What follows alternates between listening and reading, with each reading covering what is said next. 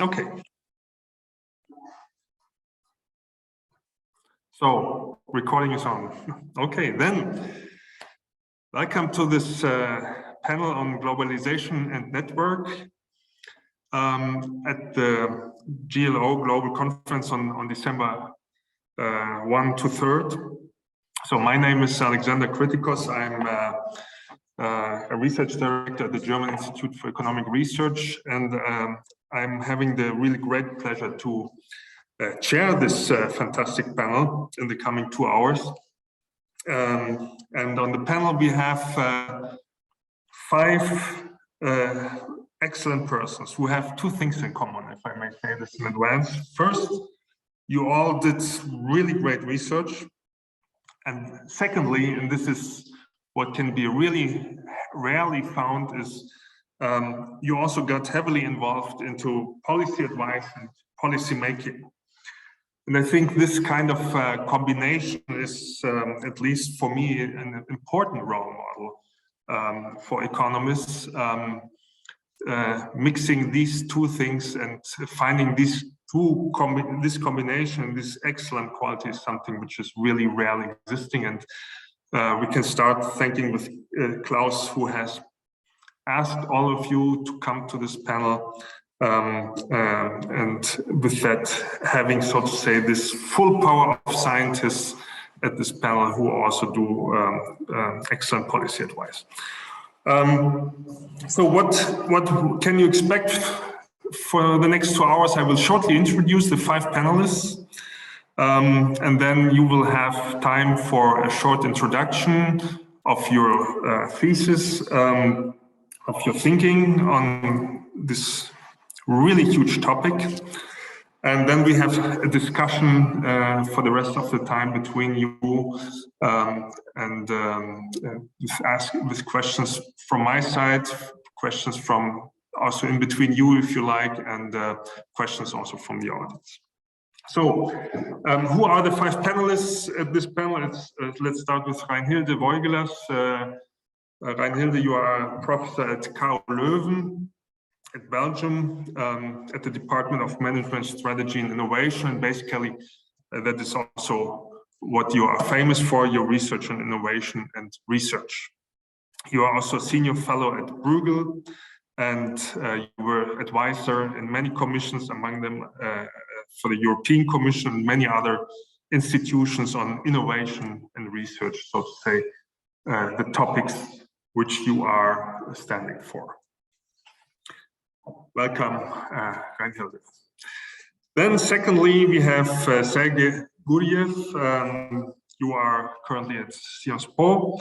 As a professor of economics, your research interests include political economics, development economics, labor mobility, contract theory. You also had many jobs outside of the world of research. Among others, you were chief economist and member of the executive committee of the European Bank for Reconstruction and Development. Welcome, Sergei. Then, thirdly, we have Andreu Mas-Colell. I guess every person in the world had his book in his hands or her hands when studying microeconomics. But besides, Andreu was professor of economics at the last position in Pompeu, Fabra in Barcelona, before in Harvard and Berkeley, so all over the world. He was also president of the Econometric Society, and you were an international member of the US National Academy of Sciences. But you also were, on the other hand, if I understood it correctly, minister in various positions for the government of Catalonia. So welcome, Andreu.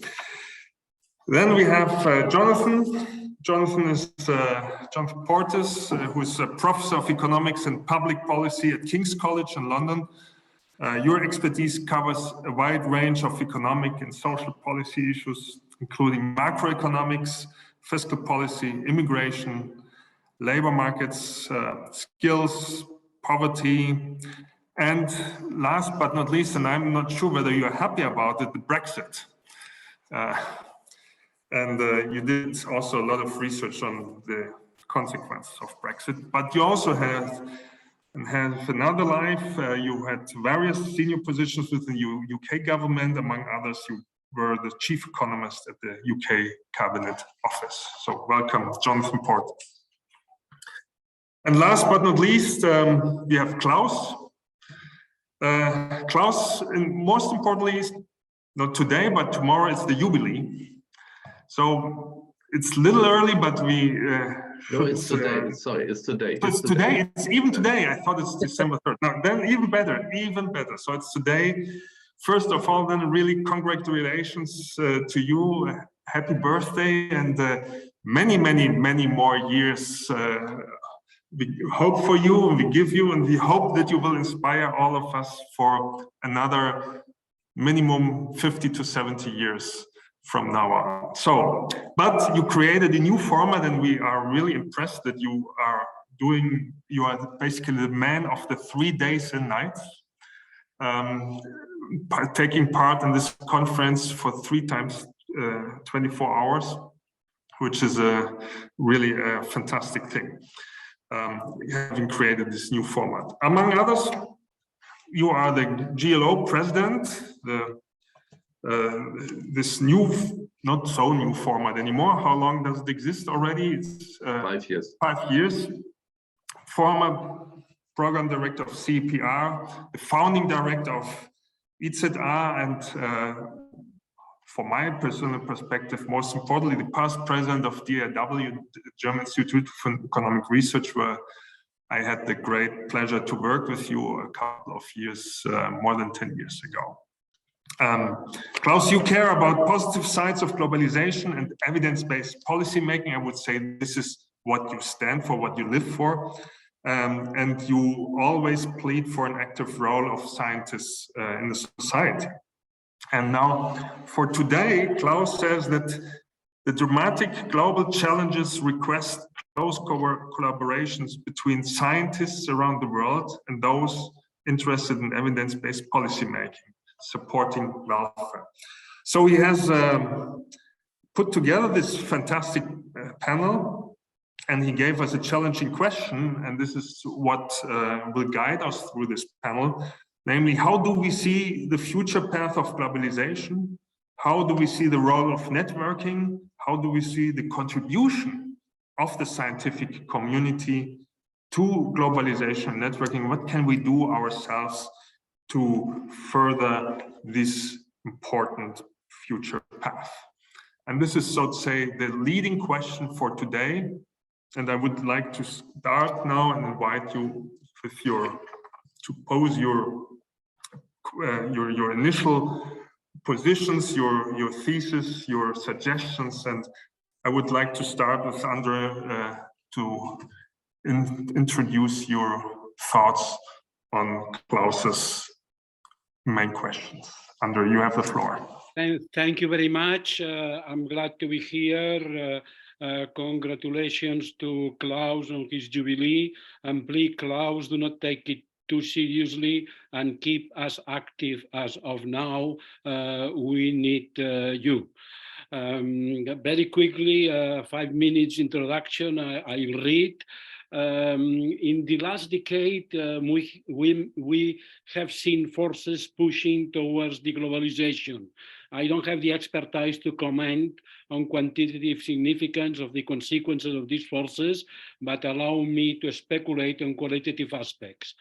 The forces are of 2 types, those of a strictly economic character and those linked to economic policy strategies grounded on geopolitical considerations. The analysis of the former would be a matter for price equilibrium theories, while the second would appeal to game theorists. The simple textbook example of the first is an increase in transportation costs leading to repatriation of production of a certain product.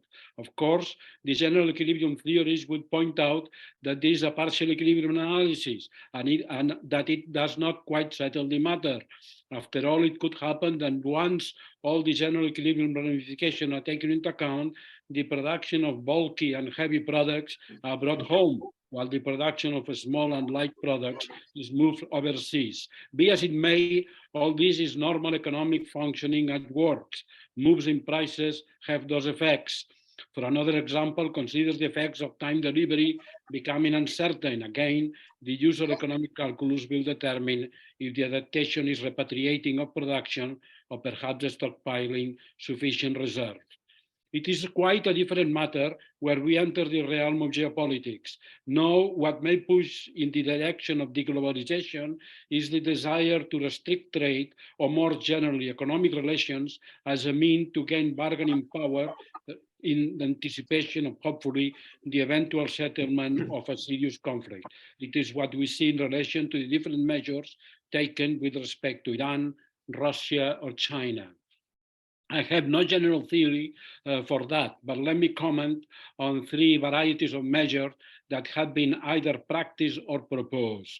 To be concrete, I take a Western viewpoint. First, individual freezing of assets. It strikes me as a sensible category of measure. They are surgical enough to have a limited effect on macroeconomic variables. Other things equal, they minimize the pain inflicted on innocent citizens. Second, trade restrictions on specific items. I am thinking mostly in the export restrictions of high-tech goods. Obviously, this makes sense in cases such as export to Iran. In this case, and coupled, if necessary, with reinforcing measures, it can be decisive in preventing Iran from reaching a high threat position. But it's not so clear in the case of China, because on the one hand, it is not so clear that China is committed to a run for reaching such a position. And on the other, China is large enough and sophisticated enough that we cannot discard that even isolated could succeed in reaching it. We run the risk that by acting on the possibility that China develops capacities that we may view as a threat, all we accomplish is the certainty that they will be developed. I would prefer a world where the competitive impulses of China, Europe, the US, play in an economic interconnected arena that one where they face one another in self-sufficient castles. First, restrictions on scientific relations.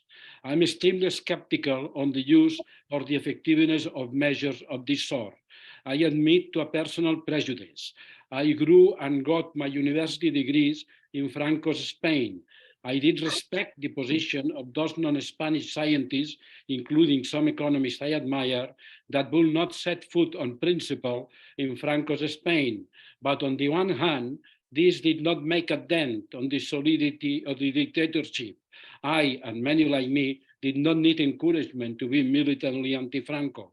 On the other hand, at a time where internet did not exist, a practice of isolating Spanish universities did not help me at all. I should say, however, that I also lived a more positive experience in the realm of, let's say, informal scientific exchanges diplomacy. I eventually made my way to Minnesota for a PhD. I was funded by an American foundation that set up a program for the training of Spanish economists in the expectation of the needs that would arise in post-Franco Spain. When I observe and ponder about the current conflict with Russia, I go back to this experience and come down decidedly to the side of not restricting, rather than the contrary, scientific and academic exchange and relations, allowing, of course, for the obvious exceptions in matters very directly related to security. Thank you very much.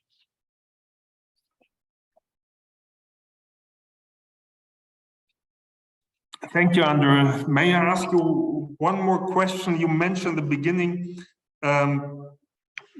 threats of deglobalization. Can you give us a little bit more of what you're exactly afraid of? What is, so to say, the big challenge here, which we should focus on?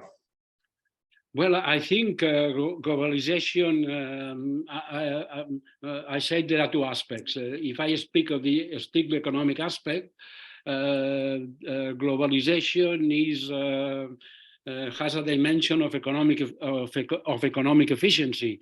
So we have to react to react to constraints and adapt the economics to constraints. But for strictly economic reasons, we should do our accounting right. For example, let me give you an analogy which everybody will understand. We may decide that if there are dry spells, we should build desalinization plants, and that's optimal, and that's expense if there is a shock on dry spells or dry spells regimes. But after we have built that rationally, the desalinization plants are, of course, sunk cost. So the argument we should use them because they exist is not a good argument. If there is no if there is no dry spell, it is cheaper to use the rain the usual way and to let the desalinization plants idle. So what I'm saying is that we should build excess capacity, we should build reserves, and then if once the geopolitical reasons are not longer holding, if Russian oil is cheap, we should buy Russian oil. Okay. So thank you very much. Maybe we go on with Sergei. If you like, the floor is yours, and please start with your suggestion, your thoughts on this topic. Thank you very much, Alexander. Yes, you mentioned at the beginning that there are certain things that unite the panelists, but I think one thing which unites us all is our friendship with Klaus, and I would also start with congratulating Klaus on his anniversary. So thank you very much, Klaus, for bringing us together once again. So I will be very short related to things that Andreu has already mentioned, but I would like to emphasize that globalization in general is still a force for good. And we shouldn't forget that with all the crises we face, we had a much worse situation, in particular in terms of global poverty. Just 40 years ago, about 45% of global population lived on less than $2 a day in today's dollars.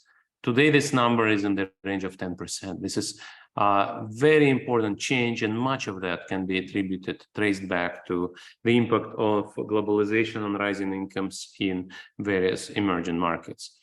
On the other hand, what's happening today also creates not only winners, but losers.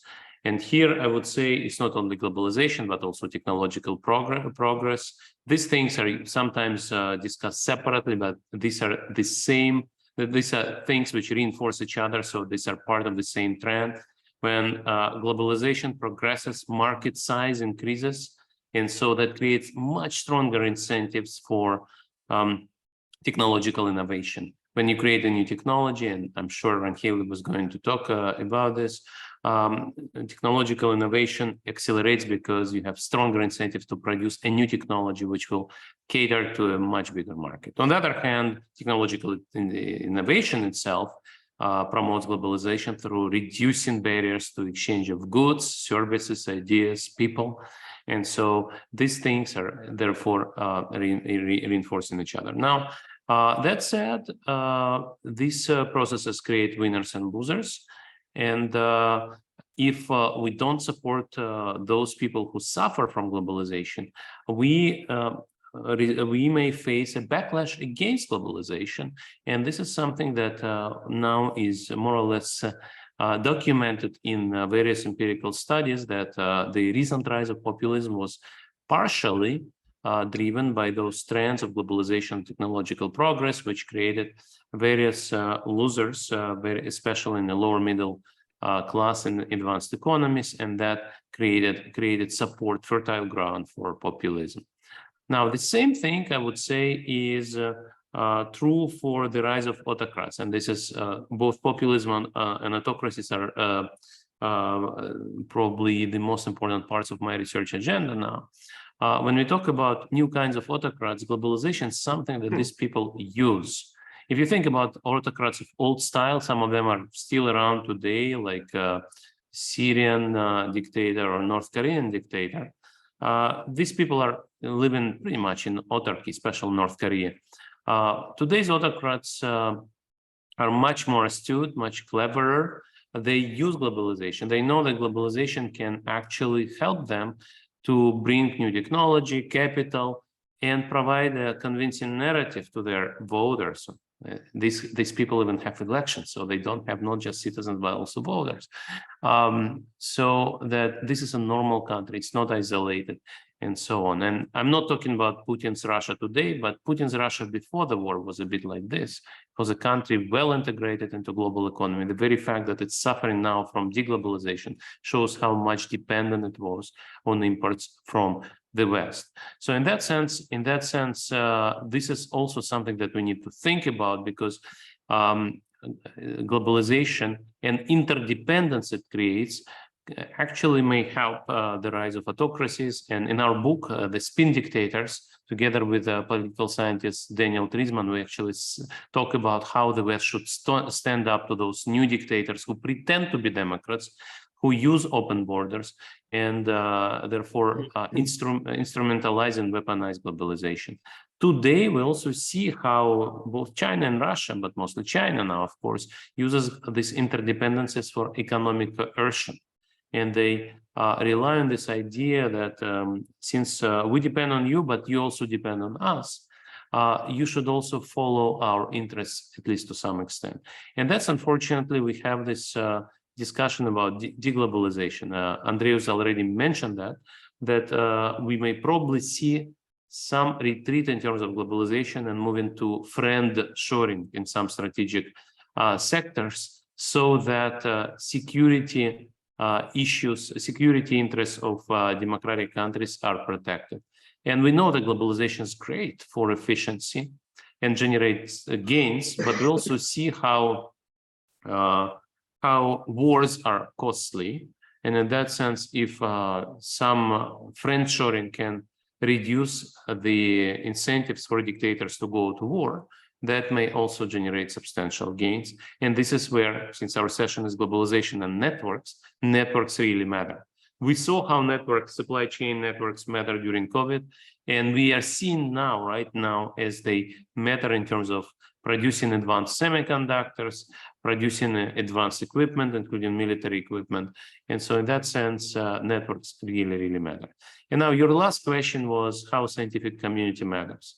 And I think this is as pertinent as ever, and probably more pertinent than ever, that scientific community can help design policies that mitigate the negative impacts of globalization and therefore minimize the backlash against globalization.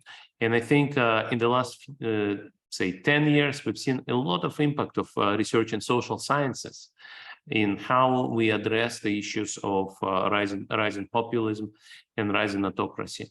One of the things I would mention very quickly is in the aftermath of the global financial crisis, some countries opted for austerity, and this austerity has contributed to the rise of populism as well. Now, during COVID, these lessons have been learned, and during COVID, governments, especially in Europe, even the European Commission, which was less predisposed, and European Council, which was less predisposed to being very generous towards countries which include southern countries. We saw this Hamiltonian moment where European Commission and also member states have gone much further than anybody could have expected to avoid the negative effects of austerity. And this is one of the examples how science we do, social science in particular, matters and can actually help to avoid negative effects of policy mistakes. I'll stop here. Thank you. Okay, thank you very much, Sergei. Allow me one more question. I mean, you pointed to one of the really critical things that globalization, technological progress creates the winners and losers. There are various ways of addressing this issue from the policy side. Do you see ways of successful policy measures to address the so-called losers? Is it more redistributive measures? Is it educational measures? So what do you see is the most important, let's say the 2 or 3 really important measures to address that?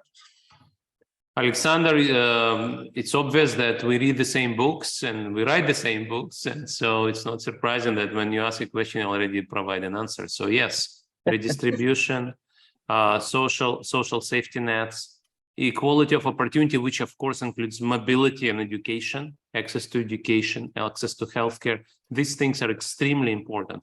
And we actually saw that the impact of globalization on lower middle class in the US is different from impact in European countries, especially Northern European countries.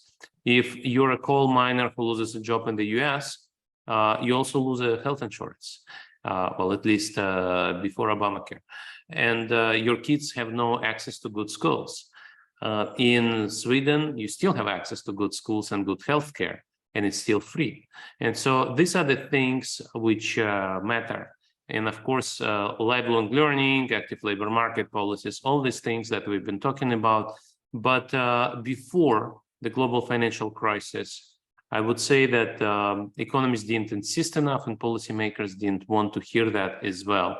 But yes, globalization should be accompanied by redistributive policies. You mentioned that I worked at the BRD. I would actually say here that these lessons were learned by Eastern Europe before the global financial crisis. The major backlash to market reforms in post-communist countries came exactly because we saw major distributional impacts of pro-market reforms. On average, post-communist countries gained substantially from transition to market. But in the first couple of decades of market transition, these gains were actually concentrated among the best educated, best skilled, richer minorities in those countries. And when we looked at distributional impact of pro-market reforms, we saw that average was not the same as median. And that's why we shouldn't be surprised that majority actually has become negative towards market transition. And this is the lesson that the West should have learned from the East.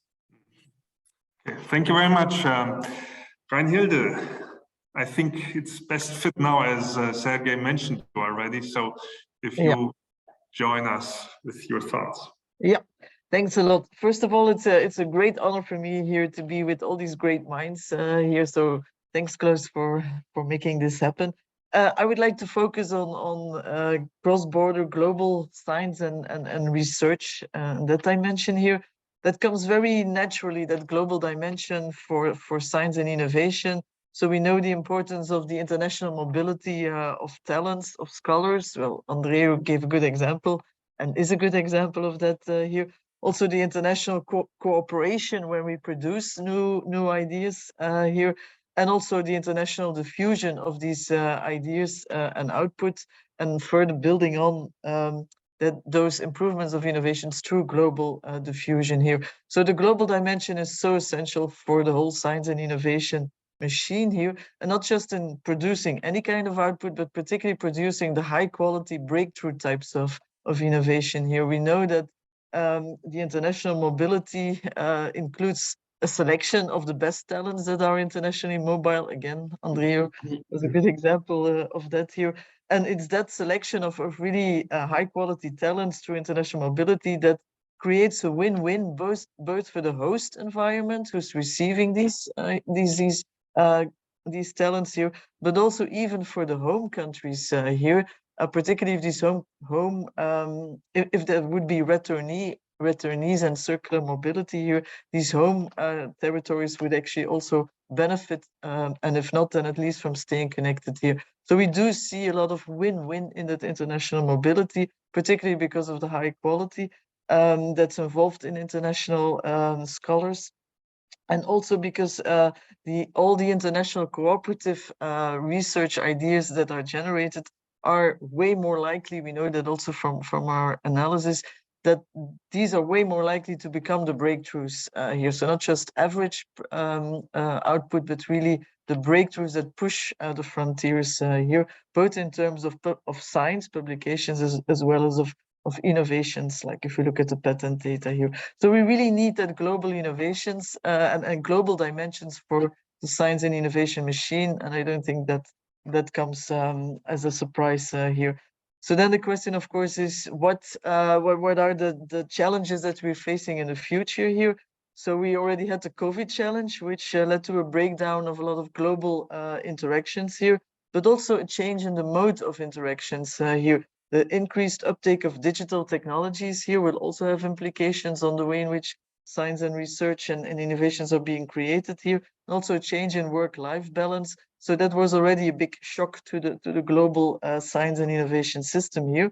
But on top of those COVID challenges also came the geopolitical challenges that already were talked about before here. So the growth in autarky sentiments among policy making, whole discussion on so the rise of populism, but also the rise of the call for strategic autonomy in general for industrial policy, but also including for innovation and technology policies as well.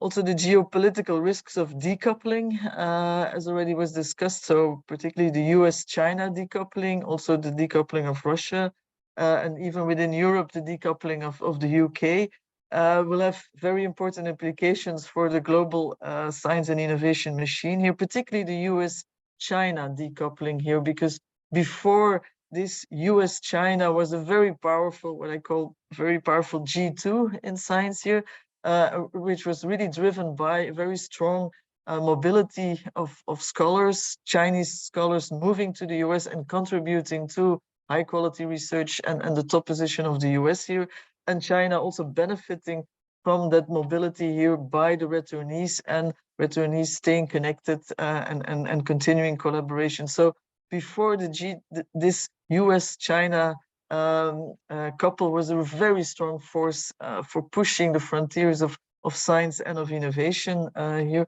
And so the question is to which extent that decoupling will be a loss. And will be a loss both for the US as well as for China and for the world in total here.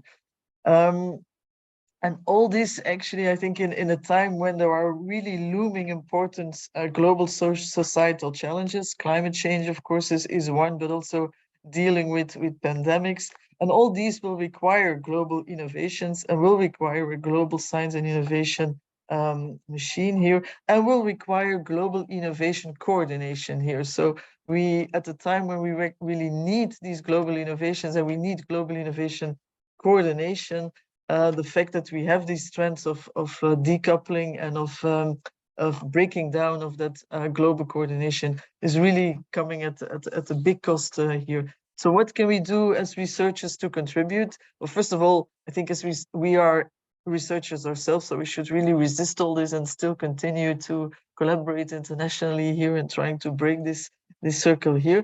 But I think as researchers, what we need to do is way more counterfactual analysis here to really identify much more what the costs are of these trends of deglobalization and of decoupling here.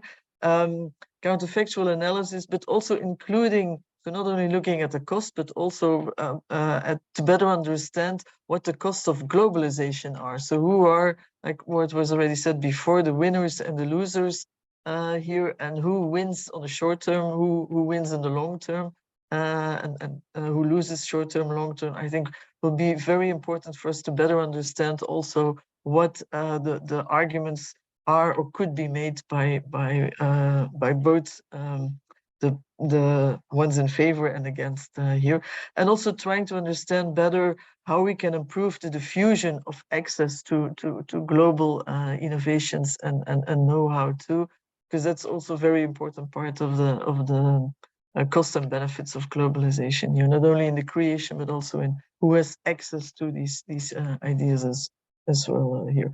So we need we need the global innovation machine here. It's on the thread, and that's why I think we as researchers really need to make sure we get the machine still on top speed. Okay, thank you very much for this plea. May I ask you, I mean, you mentioned, you emphasize this global machine for science and innovation. To what extent does it depend on, let's call it reciprocity, so that all sides contribute so that it really becomes a win-win situation for all? I mean, Sergei mentioned it implicitly before that reciprocity is something really important. And what can you do if some party does not positively reciprocate? Yeah, so I would be a bit more careful in terms of we really need reciprocity. We need that it should be open globally here, so that really the top can flow, the ideas can flow from where they are best developed here. So that doesn't necessarily need to mean reciprocity in terms of creation, but definitely also make sure that the mobility can take place where it's most optimally taking place here, so that the best people go to the best places and meet the best place, meet the best others here. But also very importantly, I think that those ideas then also are in open access to everybody else, because everybody else can then also further improve on these. It's not just the creation, the initial creation, but then also who can use it and who can further improve it and improve it to local conditions as well. So in that respect, the reciprocity should be particularly important in terms of openness, openness and flows of the initial ideas, but also openness in the use of these ideas. And with that openness on the two sides, I think we can assure a much better distributional effects and win-win type of situations. Okay, thank you very much. Jonathan Reinhilde mentioned the decoupling of UK, and I'm pretty sure you have some more things to say on that, but please, first of all, your thoughts on the whole topic.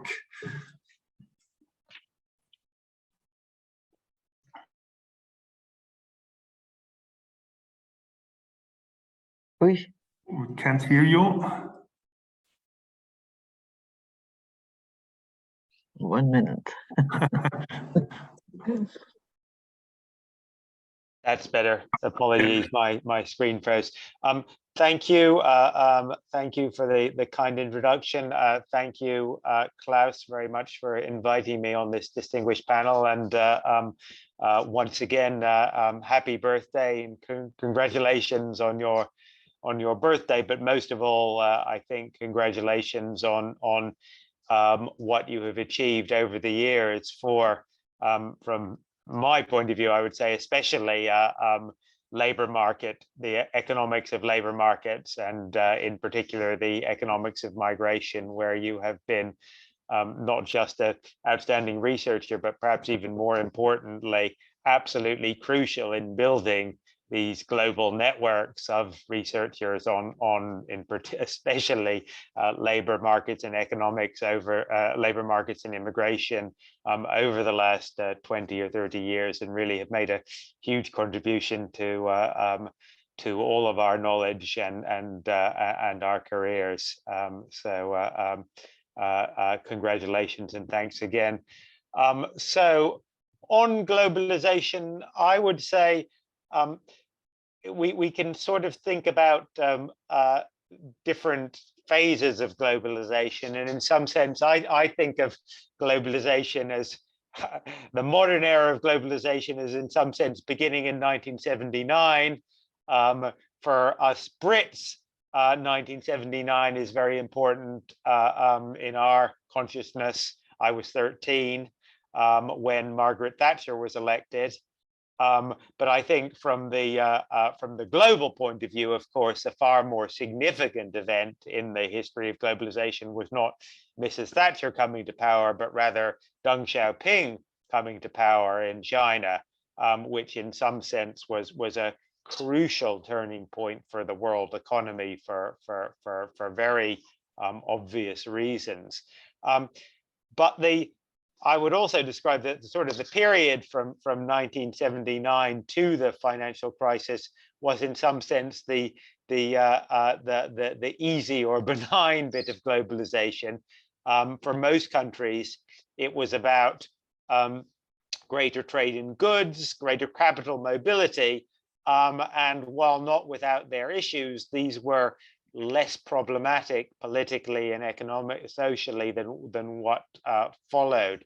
Globalization mainly led, as we know, to growth, to poverty reduction in most countries, certainly in most developing countries.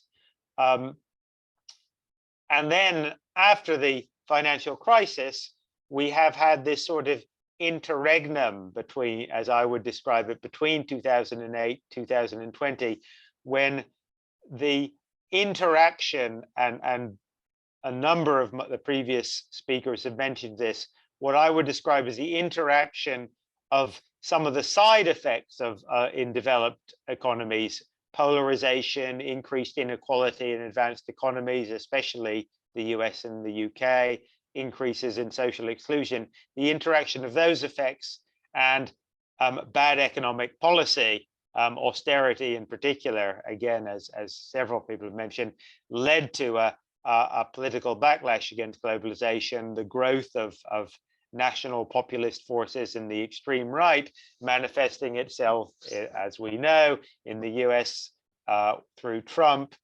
in the UK in some aspects and forms through Brexit, and then on the continent of Europe, as we know, through the rise of national populist parties in most countries, sadly in the EU, in power now in some in Central and Eastern Europe, but also a significant political force in power in Italy as well, of course, but a significant political force in other countries, from Sweden to France and so on.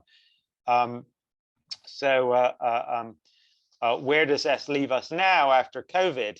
I would say, trying to look forward, that economic pressures and technological change will mean that globalization will increasingly be about trade and services. So as Richard Baldwin has shown, we've seen a sort of two-speed globalization, where globalization in goods seems to have largely stalled, but globalization in the trade of services has, if anything, accelerated in recent years. And I don't think that there's any reason to expect that trend to reverse, since it seems to be very much driven by technology. But it will also mean globalization is likely to be increasingly about people and the mobility of people, given the huge demographic imbalances that we're seeing, that again, and like technological change, it's very hard to predict the future, but this does seem to be something that we can be reasonably certain of, that these demographic imbalances will widen. And if you simply look at demographic projections for both Europe and for Africa, what is coming is considerably more dramatic than what is past. So these factors, trade and services and demographically driven migration, are likely to be even more problematic politically and socially than the globalization of the past, and they will interact with the geopolitical tensions. So again, one cannot predict the economic and political future of China, which looks even more uncertain now than it did even a few weeks or months ago. But I think it is reasonably safe to suggest that whatever happens, the tension between geopolitical tensions between the West and China are likely to be endemic. And going back to what Andreu said at the beginning, that the benign duopoly between the US, or the US and the West and China, is unlikely to be the story of the next 30 years. There will be some form of competition. Let us hope that it is at least in part benign, but is hardly likely to be as smooth as the initial phase was. So what then is our role as social scientists in dealing with globalization? I would make 3 points. The first, and again, others have vectored this, science and knowledge are global, and we must continue to say that and to defend the basic principles about free exchanges of both ideas and of people, not just on economic grounds, although the economic grounds are important, but on normative grounds of principle. Equally, we should not, second point, repeat the mistakes of the 2010s, either in economics or policy. The next era of globalization and technological change may be even more disruptive of the last, and we should not stay on the sidelines. We must be proactive, and I would echo what others have said about this, on the appropriate policy responses to, and not just about inequality, I would say here, and although I agree with what others have said about the policy responses to inequality, but also in other aspects such as the use of artificial intelligence, the use or misuse of big data, whether by corporations or by governments, the potentially pernicious impacts of natural or network monopolies in that space, which in some ways seem to me to be even more harmful socially and economically than the old style natural monopolies of the past that we as economists confronted a century ago. But I think the natural monopolies that emerged in the tech space are potentially even more dangerous. And it is not my personal research area, but I think there is a huge agenda for economists there. And finally, on people and migration, I would say that a world of open borders for people is sadly a long way away, and there are good reasons for that. And I don't think it's realistic for us as political economists to advocate for that.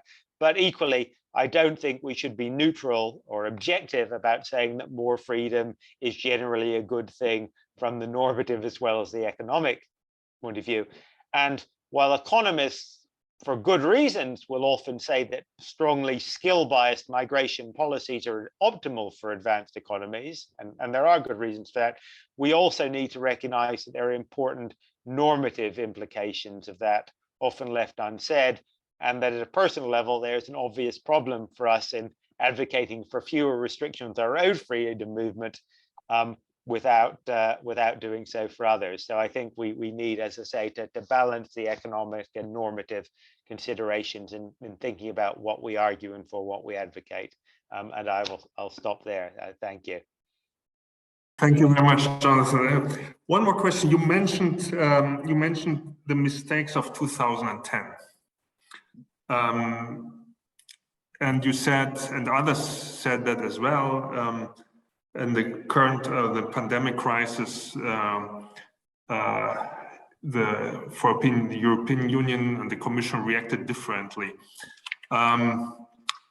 What could have been a better policy approach in 2010, given, so to say, this global environment in which we are talking about, and where do you see the specific mistakes? I mean, I think there were a number of specific mistakes. I mean, in the UK, I would date it back very much to early and mid 2010 in both the UK and internationally, when the IMF talked about the needed pivot to fiscal consolidation well before in advanced economies, before really we had any idea that we had in fact shifted equilibrium. In retrospect, we now know that we shifted to a completely different macroeconomic equilibrium of very low interest rates, what was referred to for a while as a secular stagnation. But before realizing that, the fund pivoted, and the UK government did too, and the European Commission and a number of European governments to an even greater extent pivoted to fiscal consolidation without realizing that we were in this new environment. And I think that proved to have long-lasting and debilitating effects on economies and society, certainly in the UK, but also in a number of European economies.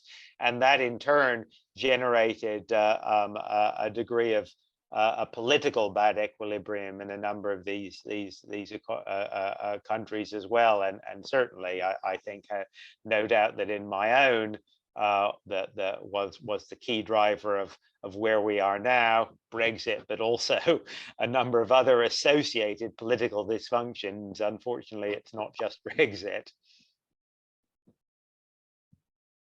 Okay, thank you very much, Klaus. I would kindly ask you to also share your thoughts with us. I still, the more I think about it, the more I believe this is really one of the crucial things you always demand for is the free borders. And if you think of this now today, it gets more and more support, at least I think in our environment. But beyond that, please share with us your thoughts.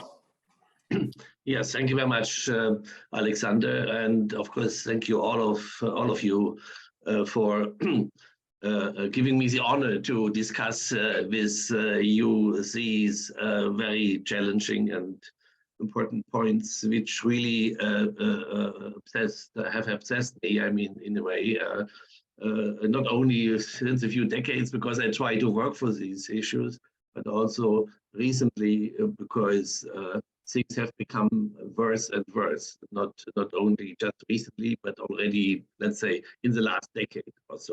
Now, that was also one of the reasons why I started again with something like the GLO, which is a global labor organization, people who are concerned about globalization and the positive sides, of course, also seeing the challenges, in particular with the ambition to collaborate, yes, from collecting scientists and those people who are concerned with sound and evidence-based policy making. But on the other hand, we were, I mean, 5 years ago, it was obvious the rise of populism, the challenges to internationalizations were on the board. Now, seen from today, I'm even more pessimistic because, well, if you go back to the early years of the last century, we were already very globalized. Yes, before World War I, we were much more globalized than we were recently. Then the war came, the Spanish flu came, the rise of right-wing movements all over the world, and the next World War. And I'm not saying that history repeats simply. I mean, I'm not saying this, but the possibility is that it repeats to a large extent. And we will end for a number of decades in phases where globalization goes down, deglobalization goes rises, and this means a loss of welfare, well-being, and maybe a loss of all the large parts, not all, but large parts of the progress we have made, at least globally over the years. And I mean, issues came already up. I mean, the US-China challenge or debate. Well, we don't know what India and Africa are doing at the end of the way, and so on. We have well, unavoidable climate change, and large parts of the consequences are coming, which we know already for a long time. Also, demographic changes. Jonathan was mentioning this. I mean, since I do, let's say, science as a person with a master's degree, writing a thesis on the issue, I mean, demographic challenges were visible, and nothing has happened. And as also John was mentioning, it's not only Europe and Africa, it's also Asia, China in particular. Hundreds, thousands of jobs have to be created.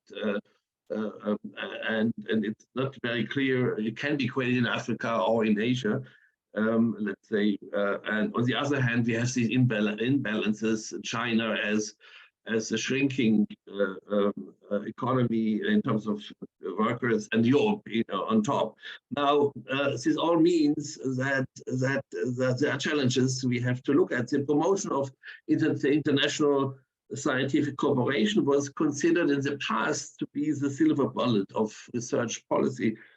The Russian war of aggression and the resulting global polarization has undoubtedly increased the need to keep a closer eye on conflicts of interest and violations of ethical principles. I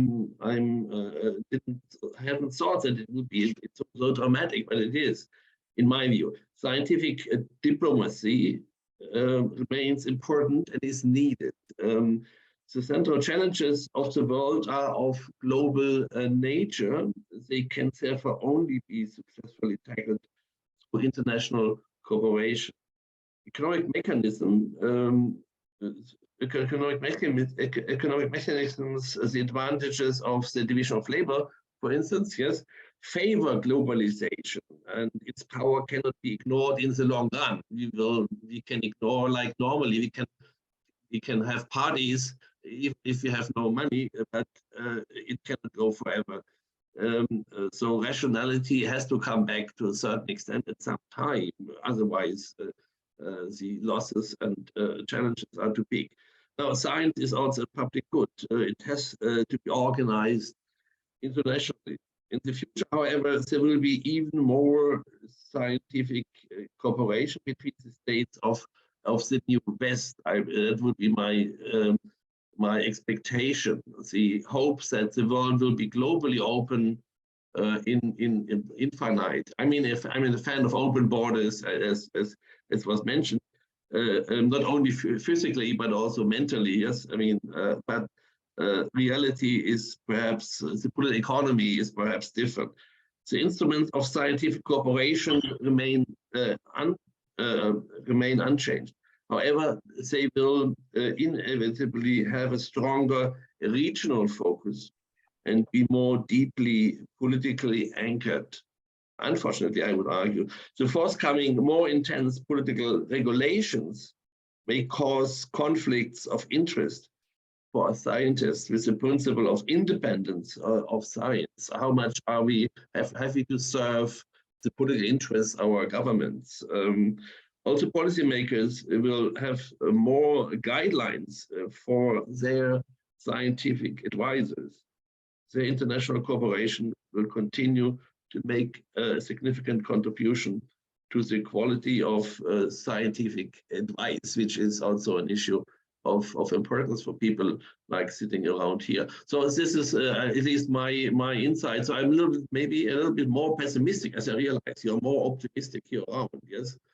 Also, I mean, yesterday we were discussing the path of humanity with Oded Galler, my friend Oded Galler, who is, I mean, his book is marvelous, but it was finished before the Russian aggression happened. And well, I was debating this a number of times with him after reading his book earlier this year.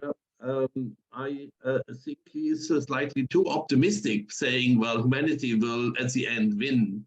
And I understand that the mechanisms which drive humanity in the past will somehow work in the future, but the question is, in the long run, yes, we may be all dead, as somebody else said, at some time. So at least there is the danger that we're not making progress for quite a while. And that's why I think it's important that people like us and many others, of course, would think about that, engage and speak out and think about what we can do. Thanks. Thank you very much. I can only hope that you maybe get a little bit infected by the more optimistic approach of the others in the panel. But let me ask you one thing. I mean, you mentioned one point which is really threatening us all as scientists, namely that our, let's call it free movement, free ability to exchange and to cooperate is somehow threatened as well. And this is something which we probably haven't seen in our research life so far. It's a difficult question, I know, but what can we do about it? Well, beyond pleading for the opposite. No, I'm just I try to predict what could happen, which to see how we can avoid it. Yes, so to speak. Now, the issue of academic collaborations are already on the table for a while. I mean, are we willing freely to advise any government, existing government, dictator in the world, autocrats? Yes, I mean, where are the limits of doing. So on the other hand, what are the problems if we not do it? Yes, if we try to stick aside and not to continue convince, let's say, our colleagues on the other sides. So the only point I see is that we have first to carefully see, and I mean I cannot talk because this is a public available round about some of the concerns I have in some parts of the world where really already we see that we can no longer talk with colleagues in the same way as we were able to do, let's say, 10 years before. I mean, there was a time where, well, let's say when I was advising Berlin, the Berlin government, yes, I mean, I could travel to Washington and to Beijing and to other parts of the world, yes, just to name a few, and talk with colleagues who also were talking to key people in the government, who were advisors and so on. And in between, we had Donald Trump, and in other parts of the world, we have also difficulties. So I mean, what is the answer? I mean, the only answer is that we continue to keep the channels open and to be available for our academic colleagues with whom we share the same academic vision, so to speak. Forget about all the political side aspects, and be ready to communicate if this communication is needed. The question is, will policymakers in the right moment then come and call us in a broader sense? I'm also giving, based on past experiences with governments around the globe, I'm not so sure that we are asked when we are needed. We are asked when, well, in terms of content, but we are asked when governments hope that we give them the answer they want to hear. Can I Please. perhaps add to that, because it's something that's really in my area of high concern too. So I think it's really also a role of the academic community, because we by nature are, I guess, compared to other communities, and particularly policy-making communities, we are way more globally interacted and connected, and it's and both formally, but also very importantly informally here. And it's those strength of those networks that we really should keep and keep very much alive here, because if these would also start to decrease in importance here, it will be very difficult for the political. And I'm really worried about these political communities which are no longer connected at all. So the US and Chinese, for instance, and European, they don't know each other, and there is not that same kind of connection anymore. And I think we as an academic community, we should maintain those links here and make sure that at least those connections are, so that we can still understand each other. Otherwise it will be, I don't know where we will be going. So I think that's the role of the academic community, because we are really at the forefront of being global compared to other communities here, and we should make sure that we keep on connecting so that we can keep on talking. Yeah, thank you. Andreu. Let me continue in that vein of the role of what the academic communities can do. Before, there has been several mentions of Africa. I'm sort of fascinated by Africa. When I look at the statistics or the predictions of demographic. 2100, the expectation is 1/3 of humanity would be in sub-Saharan Africa. So Africa is exploding demographically. Europe is rather going down. There is going to be a transfer of population. Look at it as you may. Anecdotically, I have been making the joke for some time. The joke, no, it's not the joke. I'm sorry. I have been making the observation that we'll see people coming by balloon. Today is not balloon, but today the news of the day is somebody jump the border in the Spanish, hence enclaves in Africa by hang gliding. So this is unstoppable. I mean, and we should take care of that. We should order that, and the academic community can do much. I think European universities should be encouraged to settle bases in Africa. We should encourage joint appointments. This happens informally, you know, as a professor in a less developed country, professor has a second appointment in a developed country, and that is sort of, okay, it's tolerated. Well, it should not be tolerated, it should be promoted. So that we create corridors of talent, not 0-1 instances, either you are here or you are there, but I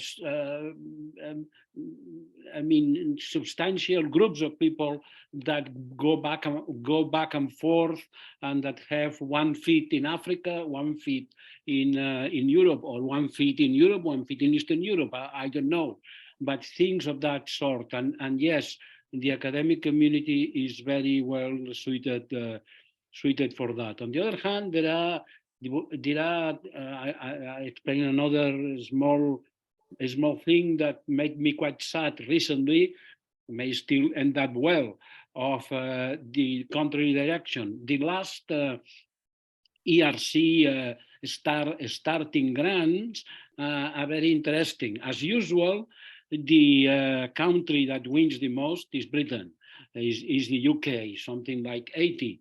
But then how does Brexit play on that?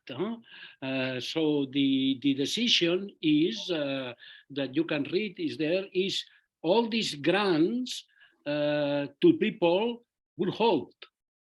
But if there is no agreement before whatever, some months, they will hold only if they move to Europe, only if the host institutions happens to be in Europe. I understand this as a negotiating move, and I hope that it works. At the end, all this is not necessary, but really a talent war between the UK and continental Europe is a sad thing to contemplate. Can I just add to this? I'm not only a professor, I'm also a provost, and so it impacts me in a very, very direct way that British universities are now outside of Europe. And we have this natural experiment where we see how a great university superpower is undermining itself by essentially self-imposing cutting links in those networks we are discussing today. And it's literally every week I have a high-level researcher from a UK university saying, can I please migrate to you somehow to continue working on my ERC grant? It's really, really this almost like ERC refugees phenomenon. Andreu was talking about African professors, but as we saw already during the short prime ministership of certain prime minister recently, you can reach the level of underdevelopment very quickly in a country which is not competently managed. And using this opportunity, I would like to thank Andreu for his role in creating ERC. This is really something which completely changed how academics work and what they produced in the European continent.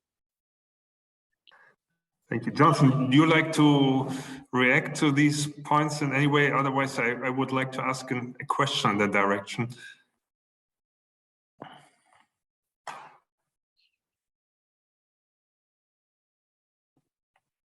But don't feel obliged.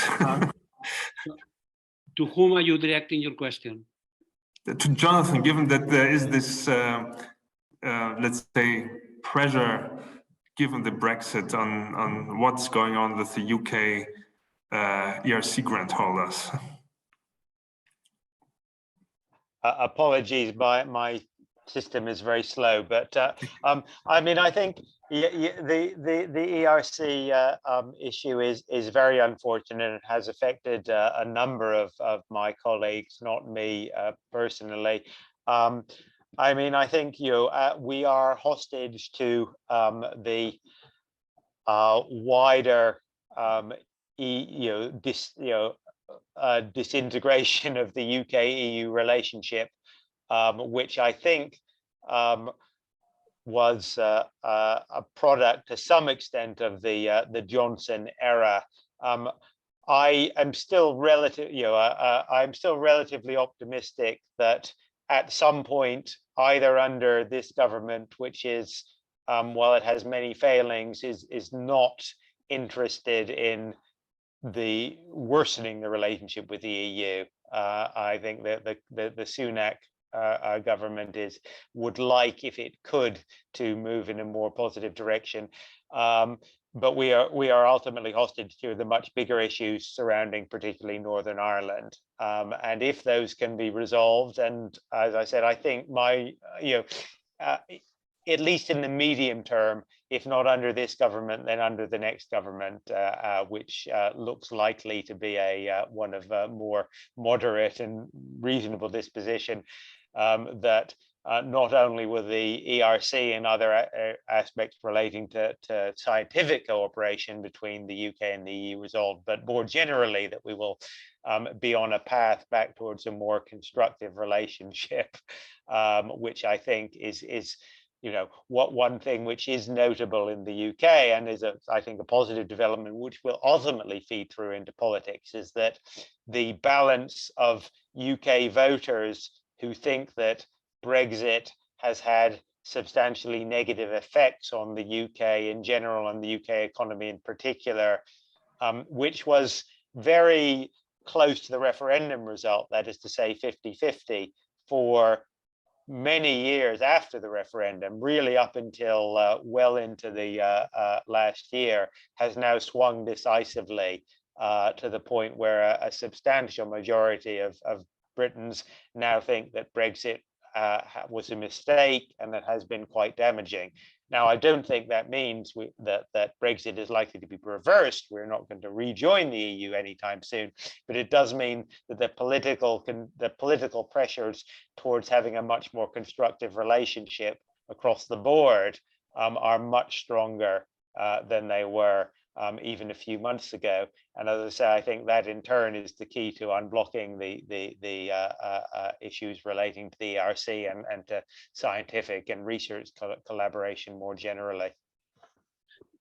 Can I add that I don't blame only the UK? I think there's inflexibility also on the other side.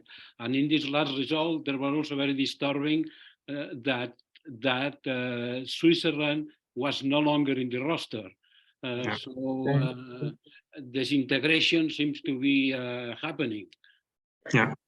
Yeah, I also wanted to add to that. So the EU, also on the EU side, there is also this tendency of, okay, this is a win for us if we can actually. It's not a win.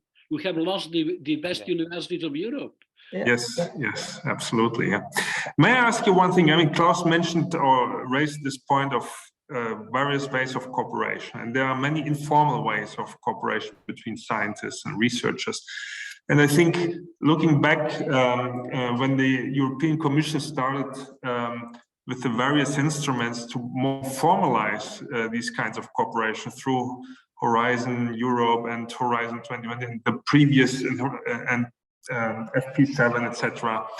In the beginning, people were rather skeptical whether this will lead to any positive effect. But now looking back, I think this was also given that the Commission learned from the initial, let's say, mistakes and then improved these formal instruments over the years in a very consistent way. Are there other ways of thinking of formalizing these kind of cooperation also between countries outside of Europe, thinking of the US and China?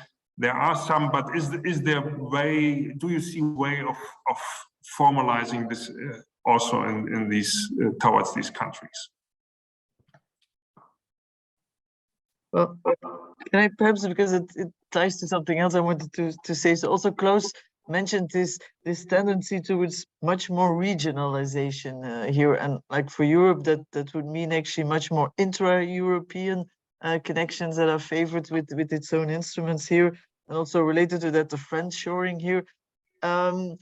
I'm a bit more careful about this, because actually the mobility of researchers and the connections between researchers, that's really that the best talents find the best places here. And that really has to be very much also a bottom-up process, because it's very hard to predict where exactly these best locations are and these best talents. So I think to some extent we have to be very careful to the limits of what we can formalize in terms of where these corridors should actually be here.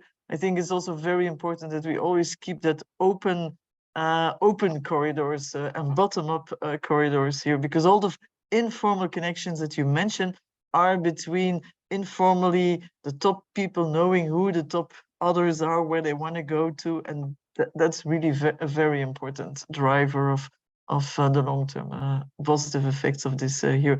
So be careful with the too much formalization and selection here. I think we really need that general openness here. So you have to demute, Klaus. Sorry. So Heinrich, so much my heart is with you.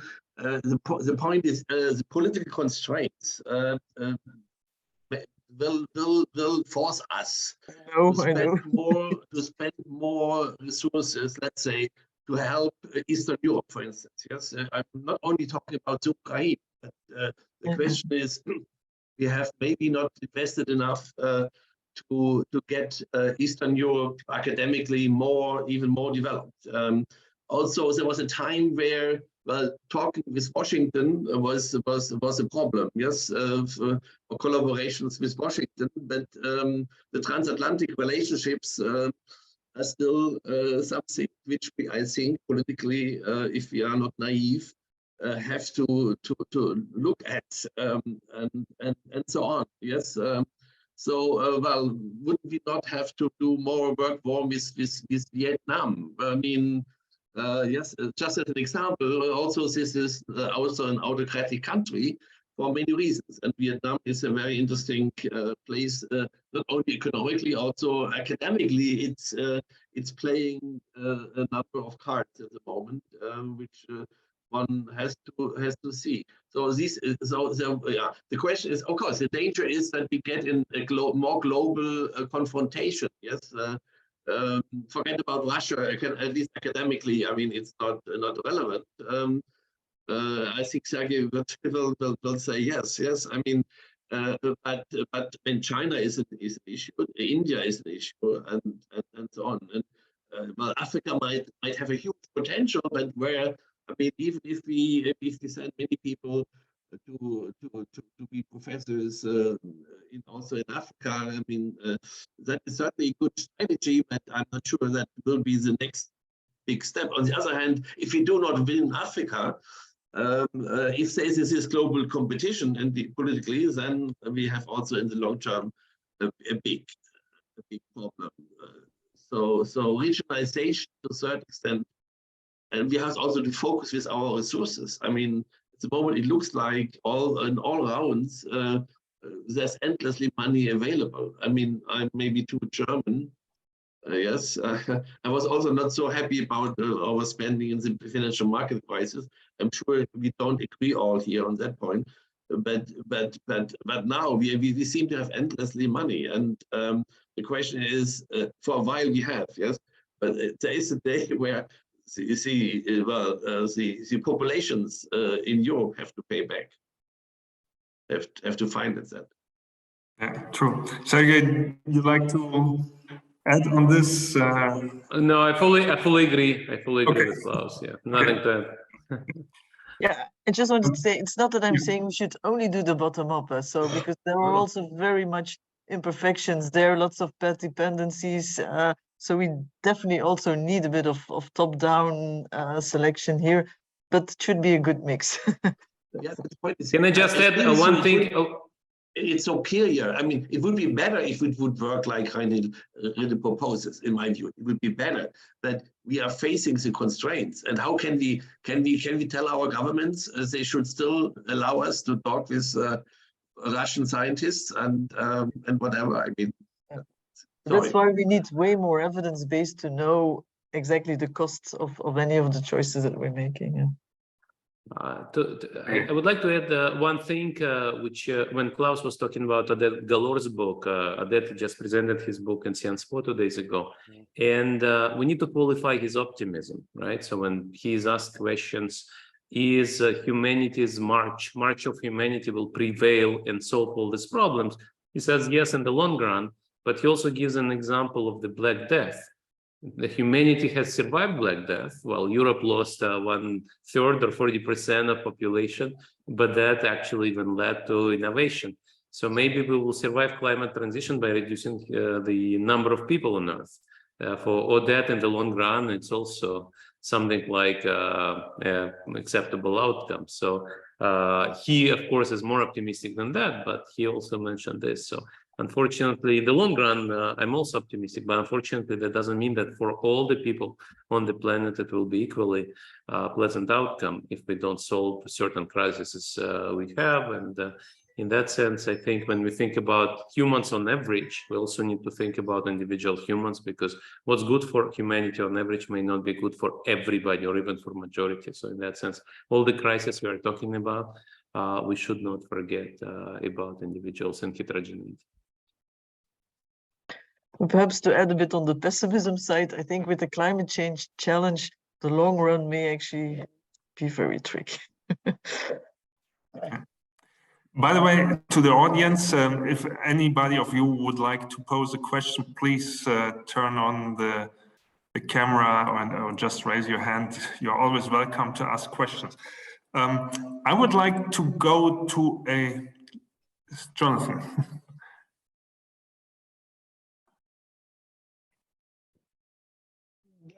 No, sorry, that wasn't a hand. Oh, okay, sorry. So, continue, sorry. I'd like to go to a different field, because I think this is also a very important part of any discussion on globalization. I don't know anymore who mentioned it before. It's about industry policy.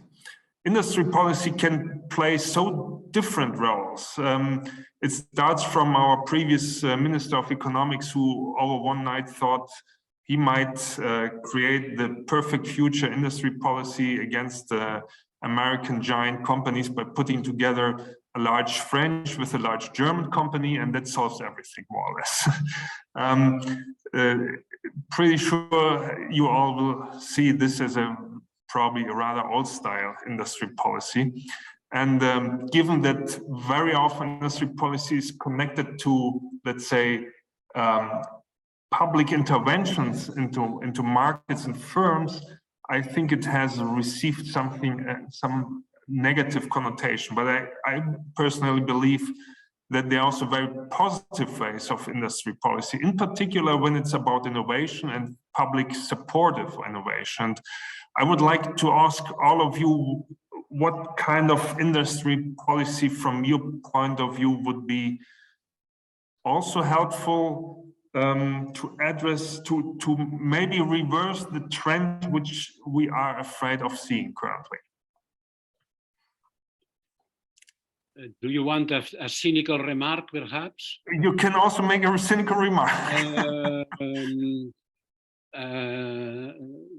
Let's have an European army. It's we have talent and we have innovated in aeronautics because we created an European aeronautical and indirectly we did it for defense indirectly. And if I look at the United States, defense has been a driver of innovation. So it's I don't know if it is cynical, I don't know if it's very short, but it's amazing to see that in the United States the innovation firms are recent, and in Europe all the big firms are very old, etc. And that driver has not been there. So what would have happened if that driver had been there? What would have happened if now the war effort in Europe had to be sustained exclusively by European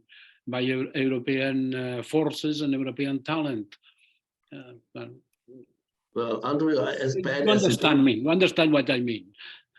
Yeah, Andrei, as bad as it is, I have to agree with you. I mean, and this is a terrible recognition. And well, I realized that a couple of months ago, when for the obvious reasons, that because well, historically, I'm one of those people who have refused to serve in the army. Yes, I did civil service, and I never thought I would have once this kind of opinion.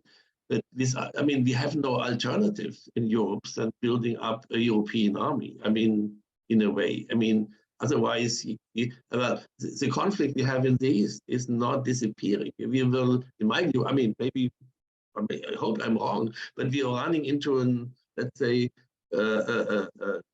Israeli Arab situation in the long term in the East. Yes, I mean, if the political regime in Russia is not changing, and it's not clear how it will happen and will it become better, this will be a long-term fight. I don't think there will be a solution over. I mean, and then we need an army. I mean, yes.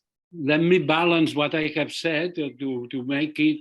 There is a beautiful article by Pasteur that says that the forces of scientific programs are two: the forces of death and the forces of life. And he means armies and defense and health. So in health, we are better. Europe has held up much better. So maybe we should reinforce both those lines. So, but can I challenge you on this a bit? Because so we are making at least a little bit of progression in terms of coordinating a bit defense and the research that we're doing for defense and space here within Europe. But it goes again very much with the strategic autonomy, and so developing our own rocket launchers and our own, which is very often at a very high cost here, developing our own here. So do you think that that's the best way forward then also? So our own defense, and again, this regionalization here and strategic autonomy, and so we should have our own defense, but really not relying on what's the most economically efficient way of doing that. No. We need to have a coordinated European army, but not an own defense in the sense. We should buy the weapons which are there. I mean, not to develop them. I mean, the German policy was over decades to develop our own products, which were wonderful at a certain time, but at the moment the army is completely ruined or whatever. Yes. But on the other hand, we're now spending a lot of billions of euros on having our own relaunchable rocket system. Right. Well, yeah. I think in the long term, maybe developing things are not bad. Yes, in principle, but yeah, I don't know. I'm not an expert on that. I'm not an expert on defense, but I'd make 2 points. I mean, first of all, that in terms of what do we actually need as Europeans, and what are actually sensitive strategic sectors, it's much more likely to be about the leading edge of technological weaponry rather than tanks or ships or even missiles. And for that, we need to be on the leading edge of technology and artificial intelligence more generally.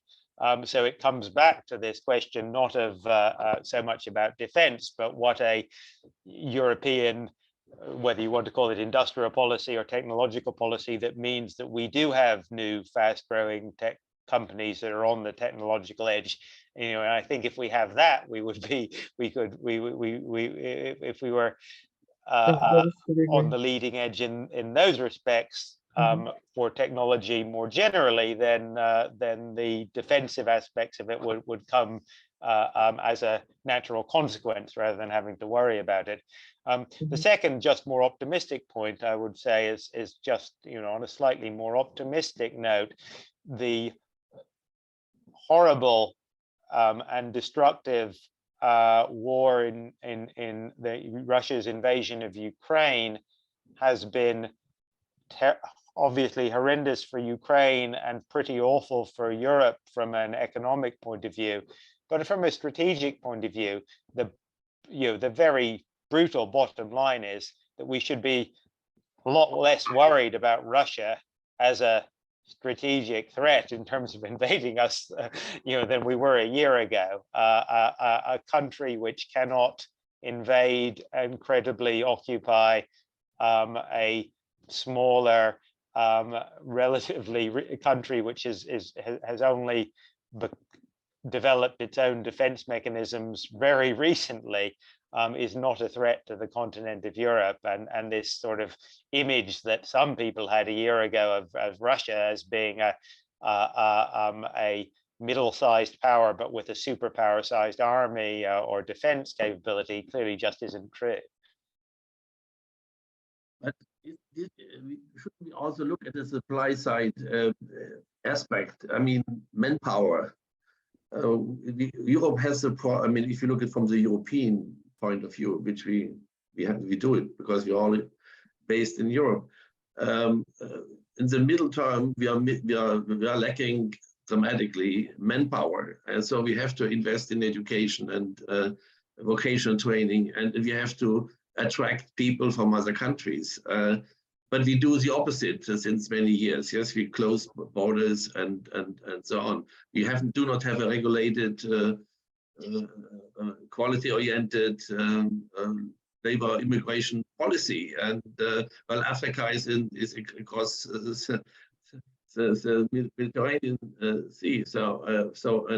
I mean, also what Andreu suggested. I mean, well, we should maybe do more there. I mean, to have the right global, I mean, access to the global market for people.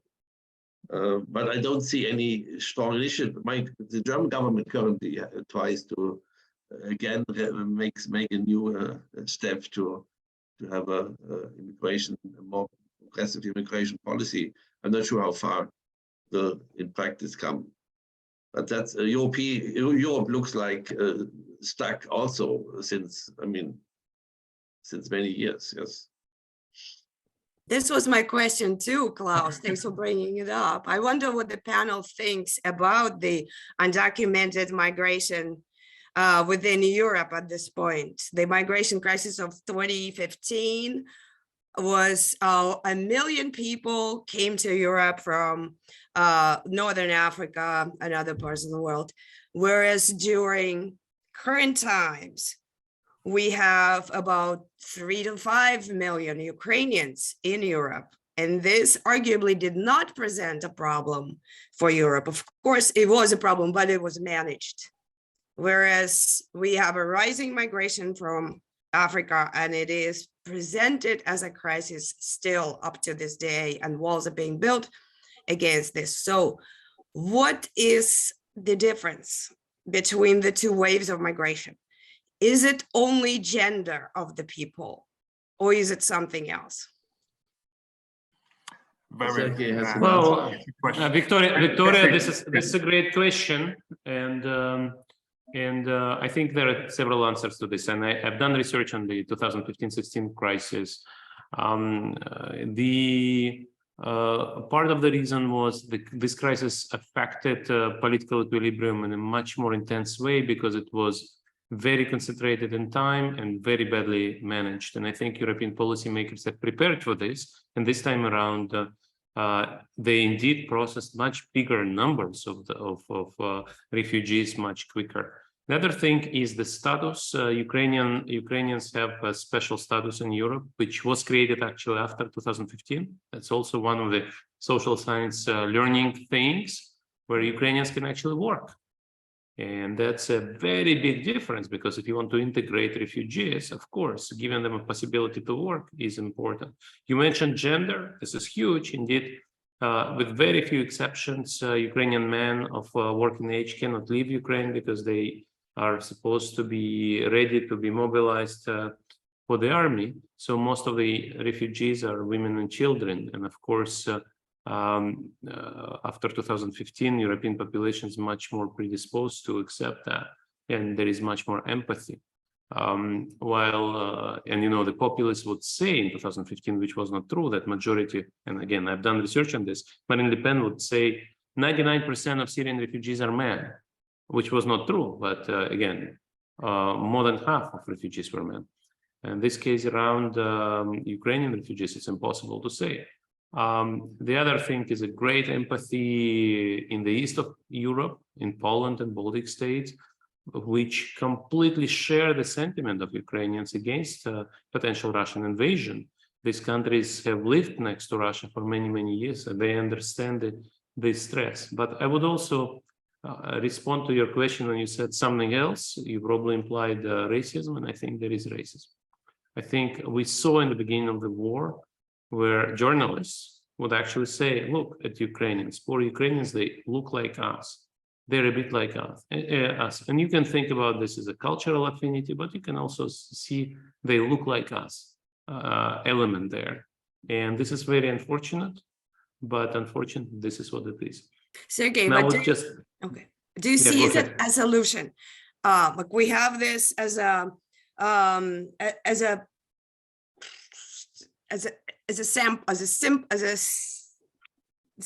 sample, I guess, an example of how the problem can be managed. So if we are to treat North African refugees in Europe as humans, as with respect, invite them, offer them jobs, a little bit of assistance, not place them in enclaves with horrible conditions, and through policies, in a way, resolve this problem, and there will be less people who are studying, who are working, who are engaged in the society. They won't be committing crimes, or be committing less crimes. Well, I think I will not comment on crimes. That is something that I don't know to what extent refugees commit disproportionately many crimes. But what I would say is, of course, if migration is better managed, people follow the Alpert's contact hypothesis and actually like refugees. And there is a lot of research which shows that if you have few, so people vote for populists in places which don't have immigrants. They don't have exposure to immigrants, and they consume the narratives rather than they see the contact. So the contact hypothesis, Gordon Alpert's contact hypothesis, is if you engage with the others, with a minority, with a different group, and you collaborate with them, and you work with them, and you have a long-term relationship, then you're more likely to feel empathy. And we see that. And on the other hand, when we see a great influx of immigrants and refugees where the natives see that it's not well managed, there is much less integration. Sometimes when we also distinguish between settled immigrants and transit immigrants. So transit migration is much more negatively perceived because you see these people once, you see that there is garbage which is left after they move, and your government doesn't pick it up, and that's another issue. But this is one thing. When a few immigrant families are settled in your place, and you cooperate with them, and you see that these are normal people, then of course you have much less inclination to vote for populists, and this is documented. So integration is exactly what's needed. And the next question is, do we have resources? Do we know how to integrate immigrants and refugees? That's a different question. And immigration will grow. This is yet another evidence from research. When poor African countries become middle-income African countries, there'll be more immigration. Because today, immigration is restricted not by the lack of desire, but the lack of cash poor people have. When they become middle-income countries, the gap in income and productivity and wage will still be huge between middle-income and high-income countries. But middle-income countries' workers will have more cash and will be able to afford the move.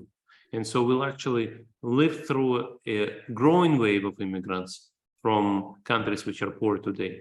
And that is one of the major challenges of today's world, or the future as well. But as we say now in Russia and Ukraine, remember those happy pandemic times. So you have different kinds of problems, and I think war beats everything. And so I think talking about this, and that's why refugees are welcome, because Polish people and Lithuanian people understand what they're running away from. And this is much less well understood in case of ISIS, Iraq, and Syria. Maybe if I may change for a second my hat and leave the moderator role and add some German experience on this, because we studied this very intensively. In Germany, there was a huge in-migration, as you know, of more than 1 million people, and the forecast by politicians and also, unfortunately, some fellow scientists I will not name now here, was very negative. And some of them predicted that there will be like 50% of these migrants will have work and will be integrated within the next 5 years. And looking now 5 years later, back on what has happened in Germany, it is really interesting to see that we see on the one hand, so to say, the political, rather hysterical answer by some politicians, but we saw on the regional and local level extreme efforts from the public and the private side or companies who said, given that we also need, we are in tremendous need of work, they invested in these people, and indeed 5 years later, we see in Germany that 50% of them are having work in Germany and are integrated. So there is indeed the starting approach, which was much more negative towards Syrian and Afghan migrants comparison to Eastern Europe migrants, but we see also on the local and regional level different approaches which helped to somehow really still integrate these people against all odds, so to say. Yeah, Andrew. Before I ask you another question. This immigration issue will also depend on internal migrations, internal movements in Europe.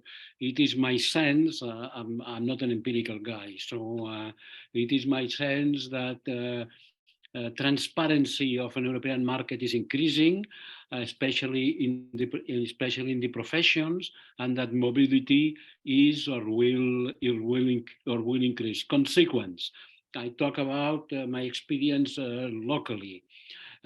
Since income differences and salary differences are still very high, higher, I think, than in the United States proportionally, we are losing doctors, and we are going to lose doctors massively. Today, a graduate from medical schools, increasingly, when it looks what it will do before, looks over the entire European map. That's very recent. And 10 years ago, they would look at the local map, maximum the Spanish map, but not the whole European map. So we are going to lose doctors. How are we going to fix it? The way that we are beginning to fix it. The likelihood of going to the doctor in the national health system and being received by a very competent Latin American doctor is increasingly higher. So and very welcome. So we are going to need this type of professionals. But I don't know why I'm saying all this, but I guess that we could put networks here in some way too, and these flows will be organized by networks and medical schools, etc. Thank you, Andrew. I'd like to come back to the point I made in the beginning, and you answered that the US, in contrast to Europe, built innovation much more strongly on defense investments. And I would like to catch up on this. You meant it cynically, but I mean, there is one important question behind it. So I would say like 20 or 30 years ago, we all over Europe, we thought the solution to better innovation processes is implementing Silicon Valleys. And in each valley of Europe, you cannot imagine how many valleys have been created. In each country, each of you will know about a valley which did not succeed. And there are not many valleys outside of the Silicon Valley which succeeded. This was also kind of industry policy, and mostly it failed. Now, taking your words, it would mean that we need DARPAs in each of these valleys, a DARPA in order to create, so to say, the financial power behind it. The questions, I mean, the first DARPA was created in Europe. Is that the solution now, or is that another failure to see? Or do we have to create our own innovation-driven industry policy? So perhaps I can start here because I've looked at DARPA in more detail here, and also the extent to which that DARPA model can be used in other areas as well here. But first you have to understand then what the key success factors are of DARPA, what made DARPA so successful here. And it's particularly because it was willing to fund initially the high gain, high risk type, and was willing to take and able to take way more risky type of funding here. But why was it able to do that is, first of all, because of the big budgets that were available here. So in that respect, size of the budget will definitely be important.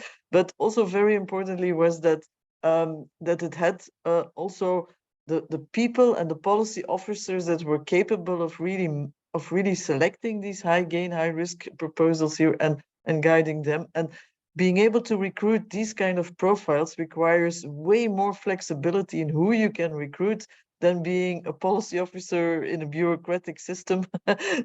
So that's also very important, is that flexibility to who you recruit here. And then a third important dimension was also the fact that you need a very clear mission orientedness in these projects here, and an involvement of the agency in being the procurer, which is the case with defense here. So in that respect, you need a very flexible system where people are able to select the high gain, high risk proposals, but where they can be held accountable, and the accountability comes from the very clear mission. And that's why you can also develop DARPA, like for instance, for energy or for climate, because there, again, you can very easily identify the targets, the missions, and the governments are also, again, very important procurers. It works, and in certain health areas, you can do that too, because again, the public sector isn't a very important procurer, but it should play its role as procurer here, and not just as a funder. It would be very difficult to have that model work for basic research here. A DARPA that would be general for basic research would be way more difficult because you cannot identify these missions, and therefore you cannot, because the mission of progressing science is too vague here, and that's why it doesn't work for that here. So overall, I do think we can do better in Europe here, but we have to understand better what we need to do in order to get a DARPA type of agency here. And that's big budgets, that's making sure we get the procurer side of the instrument much better under control here, and also that flexibility of the quality of the type of people that you can recruit in these agencies here. And like the German example was a bad example in that respect here. It was way too much of a bureaucratic exercise here with too small budgets here, so could not work. Thank you, Andreu. I saw the beginnings of Silicon Valley, and the point of Silicon Valley was not created by any political authority. Silicon Valley emerged spontaneously, and the only question is if it would have emerged if Berkeley and Stanford had not been in. See, if Berkeley and Stanford had been in Southern California, probably Silicon Valley will be in Southern California, probably. So, which brings the role of the university. And public policy can do something in Europe with universities. It's still to be seen, but Paris-Saclay may be a successful example. We still, all the returns are not in, but that's an effort to build a big conglomerate, and I am hopeful that it may work. And why would it work now and not before? Why would it now work and it has never been able to work and now it would work? Why are you still hopeful? Well, maybe I am too I think they have created a sense of a key place, which I have the impression that may fuel the spiral, the accumulation spiral, but I say it's still too soon. But it may be at the critical point or have overcome the critical point. We'll see. It's a qualitative, it's a sense. I mean, you are the one that has the numbers. So now you can tell me no way, and I will have to believe you. No, I pay taxes in France, so I can interfere. As a taxpayer in France, I can tell you one thing. So one thing is when you're a professor in Saclay, and government is your procurer in a sense. And I think the quality of research in technologies increased dramatically, indeed, because of the investment of member states and the EU into research of international quality. And this is something which happened in Europe in the last 20 years, including Paris-Saclay. But then the next question is, okay, you have knowledge, maybe you have early stage innovation, but will you build a big company in France? Taxes are against you. So, and the welfare state in France is beautiful, but to pay for it, you probably make choices that are not compatible with building a global company. And this is something which may undermine the hopes of Andreu regarding the French Silicon Valley. But research in early stage, sure, it's just those startups will move to the US.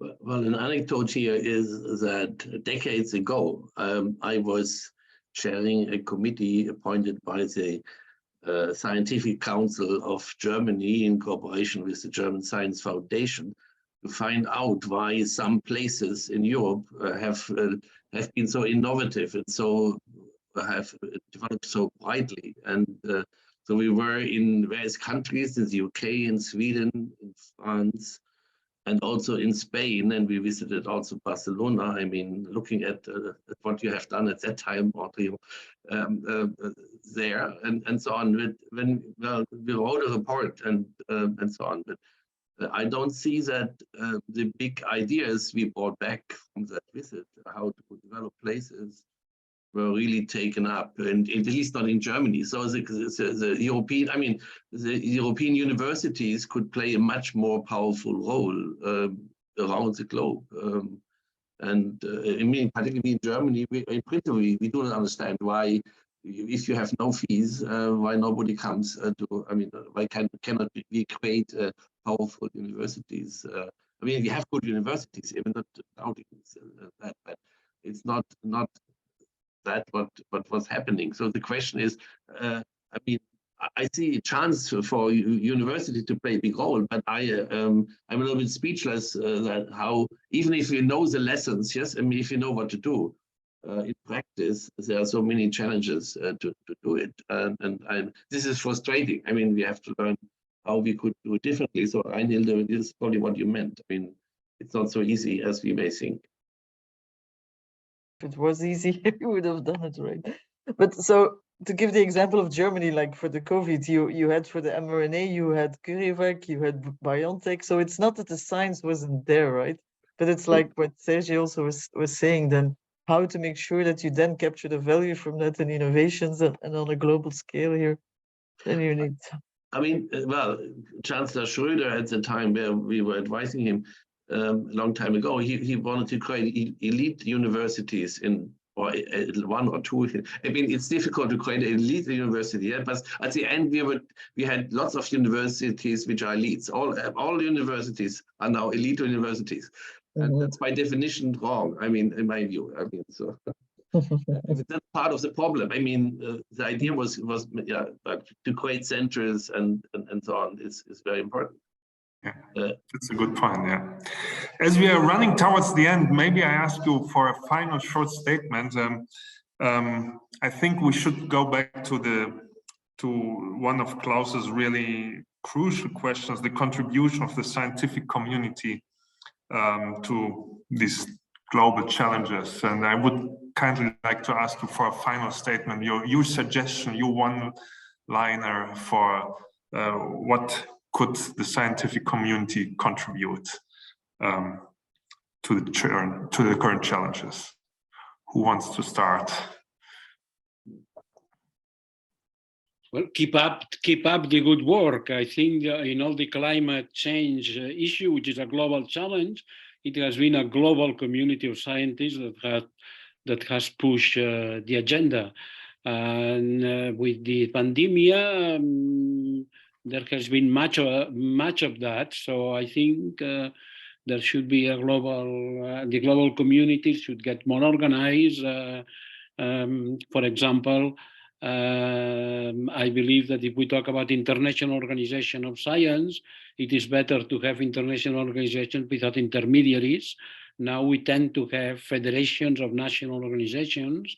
Maybe we should have more econometric societies in all the fields, or in a multidisciplinary field. The International Economic Association has no individual members, so things of that sort. Thank you. Yes, I'm actually a member of Executive Committee of International Economic Association, and indeed we have this federation of associations, and we try to mobilize this instrument to bring individual economists together. Next year we will meet in Medellin, Colombia, in December 2023.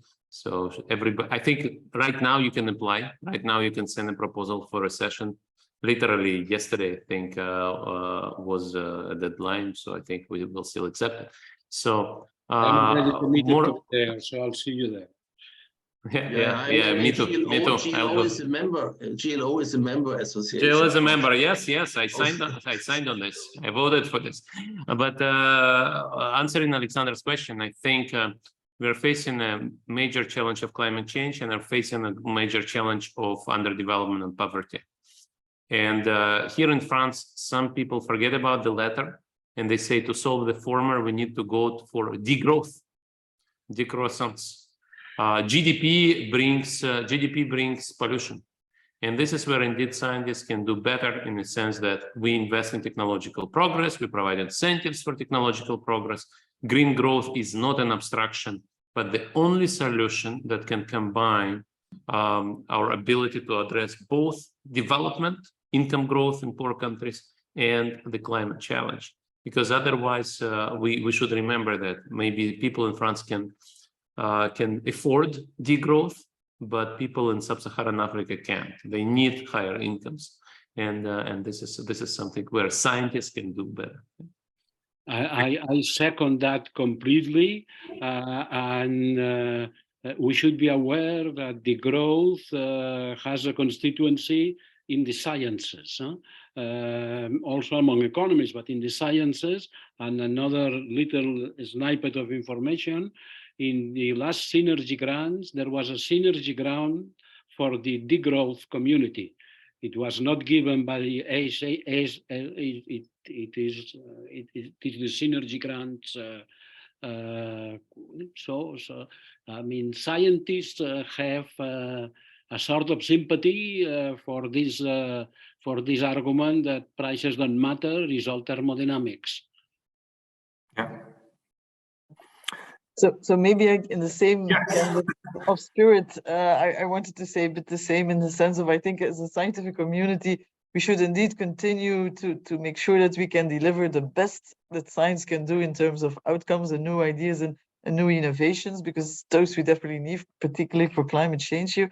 But I think as scientists, we should also look at not just creating these innovations here, but also making sure that these innovations are there for everyone here. Everyone can benefit them, and also at fair conditions, and understanding all the framework conditions and all the policy constellations that are needed to make sure that these best ideas are available for everybody who needs it at fair conditions. And that requires all kinds of different scientific evidence and disciplines that can look at that as well here. So it's creating these new ideas here, but also making sure that there are also enough winners for these ideas as well from the start, I think. That's it. Thank you. So I would just... Last word. This was a wonderful last word, or Alexander? Should we stop here? Should I thank Yeah, let's have Jonathan a very short one. He was shouldn't miss it. I was merely going to say that on a very concrete level, a number of people correctly, I think, identified the issue, how to address the demographic imbalance between Africa and Europe through managed migration that is economically beneficial and politically and socially acceptable to all of us. And I think that's something where we as economists, but also others, have a lot to contribute and would make a really concrete contribution towards the future of both our continents. Well, yeah, if you want to listen, I mean, I know that you have other things to do, but tomorrow we have another panel, which is on China, and we have people on there who also look at the Africa, China, Europe demography issue. So that will be will occupy us also at GLO. I mean, okay. So now I would have to thank really all of you, in particular. Of course, all the speakers, but also Alexander for driving us so smoothly through the evening. Yeah, thank you. Thanks to all of you. And once more, Klaus, happy birthday and all the best for all the coming years. Thank you very much. We will stay in touch. Okay, thank you. I close the session. Yes, thank you.